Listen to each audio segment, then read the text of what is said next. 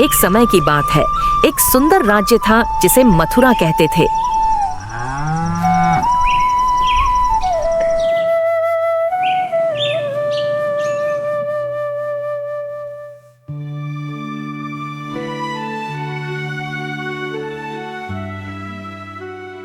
वहाँ का राजा कंस बहुत ही निर्दयी और दुष्ट था। मैं किसी को नहीं छोड़ूंगा।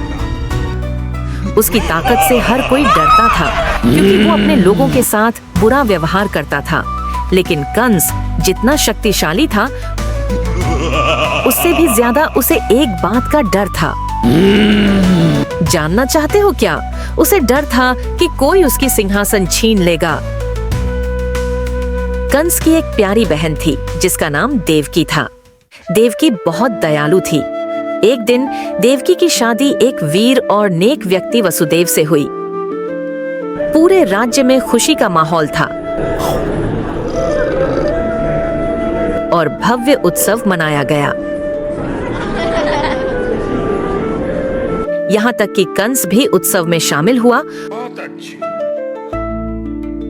और अपनी बहन देवकी और उसके पति वसुदेव को सोने के रथ में घर छोड़ने चला। रास्ते में अचानक कुछ अद्भुत हुआ। आसमान से एक गहरी आवाज आई जिसे आकाशवाणी कहते हैं। वह बोली, कंस सावधान रहो, देवकी का 8वां पुत्र तुम्हारे अत्याचार का अंत करेगा। यह सुनकर कंस डर गया। उसे अपना सिंहासन खोने का डर सताने लगा। वह अपनी तलवार उठाकर अपनी बहन को मारने ही वाला था कि वसुदेव ने उसे रोक दिया। वसुदेव ने समझदारी से कंस से वादा किया कि वे अपने सभी बच्चों को उसे सौंप देंगे, बशर्ते वह देवकी की जान बख्श दे। कंस मान गया, लेकिन उसने देवकी और वसुदेव को एक अंधेरी और भयानक जेल में बंद कर दिया। उसे विश्वास था कि आकाशवाणी को झूठा साबित कर देगा। हर बार जब देवकी के बच्चे का जन्म होता, कंस निर्दयता से उस बच्चे को मार डालता। उसने ऐसा 6 बार किया। देवकी और वसुदेव का दिल टूट चुका था,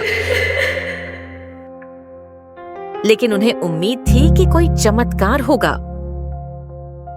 जब देवकी को 7वां बच्चा होने वाला था, एक और चमत्कार हुआ। इस बच्चे को अद्भुत ढंग से एक अन्य महिला के गर्भ में पहुंचा दिया गया ताकि कंस उसे न पकड़ सके। ये बच्चा आगे चलकर बलराम के नाम से जाना गया, जो कृष्ण के बड़े भाई थे। आखिरकार वह समय आ गया जब देवकी के 8वें बच्चे का जन्म होना था। एक अंधेरी और तूफानी रात थी। बिजली चमक रही थी और बादल गरज रहे थे। तभी भगवान विष्णु स्वयं देवकी और वसुदेव के सामने प्रकट हुए। भगवान विष्णु, जो संसार के रक्षक थे, ने फैसला किया कि वे उनके 8वें पुत्र के रूप में जन्म लेंगे ताकि कंस के अत्याचारों को समाप्त किया जा सके। विष्णु ने उनसे कहा, डरो मत, मैं तुम्हारे बच्चे के रूप में जन्म लूंगा, लेकिन तुम्हें मुझे यहाँ से दूर ले जाना होगा। मुझे गोकुल के एक दयालु दंपत्ति नंद और यशोदा के पास छोड़ आओ। फिर एक तेज रोशनी के साथ श्री कृष्ण का जन्म हुआ। वह कोई साधारण बच्चा नहीं था। उसके शरीर से एक दिव्य आभा निकल रही थी और जेल की दीवारें भी उसके सामने मुलायम पड़ गईं। उसी समय एक और चमत्कार हुआ। जो भी जेल के पहरेदार थे, वे अचानक गहरी नींद में सो गए। जेल के दरवाजे अपने आप खुल गए और वसुदेव के हाथों और पैरों में बंधी जंजीरें टूट गईं। वसुदेव ने जान लिया कि अब समय आ गया है। वह छोटे बालक कृष्ण को लेकर गोकुल की ओर चल पड़े, ठीक वैसे ही जैसे भगवान विष्णु ने कहा था। तूफानी रात में वसुदेव ने कृष्ण को उठाया और यमुना नदी तक पहुँचे।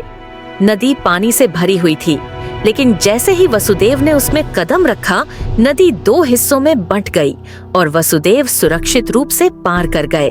वसुदेव गोकुल पहुँचे, जहाँ नंद उनका इंतजार कर रहे थे। उन लोगों की बीच बात हुई। वसुदेव ने बालक कृष्ण को पालने में रखा और नंद की बेटी को लेकर वापस मथुरा चले गए। जब कंस को देवकी के बच्चे के जन्म की खबर मिली, वह तेजी से जेल पहुंचा। लेकिन जब उसने नवजात को नुकसान पहुंचाने की कोशिश की, वह बच्ची उसके हाथों से निकल गई और आसमान में उड़ गई।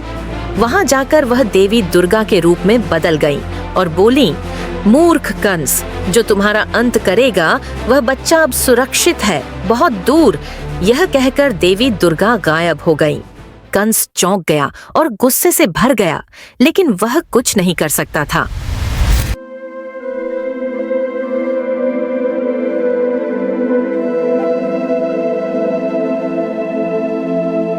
गोकुल में छोटे कृष्ण नंद और यशोदा की देखभाल में बड़े होने लगे। वह बहुत शरारती थे, हमेशा किसी न किसी नई मस्ती में लगे रहते थे।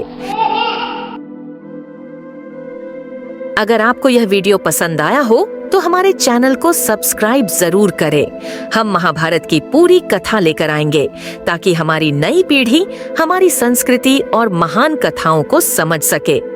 तो जुड़े रहें और अगले एपिसोड में मिलते हैं एक नई कहानी के साथ।